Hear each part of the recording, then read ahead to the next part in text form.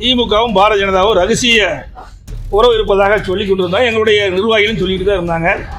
இந்த ஊடகம் நம்ம பத்திரிகை நூலுமே நீ கேள்வி கேட்க ஆரம்பிச்சிட்டீங்க.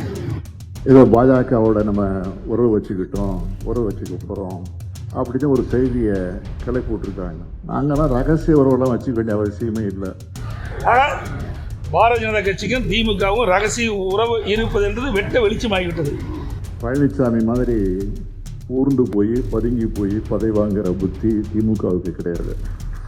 திரு அண்ணாமலை பாரதிய ஜனதா கட்சியுடைய தலைவர், நாங்கள் 100 ரூபா நாணயம் திரு கருணாநிதியுடைய 100ஆண்டு விழாவில் 100 ரூபா நாணயம் வெளியிடுறாங்க, அதில் நாங்கள் கலந்துக்கிறோம், நீங்களும் மேதகு ஆளுநர் கொடுக்கின்ற தேநீர் விருந்தில் போய் கலந்துக்குன்னு சொன்னார். உடனே போய் திரு ஸ்டாலின் கலந்துக்கிறேன். அப்போ திமுக சார்பாக என்ன அறிக்கை வெளியிடுறாங்க?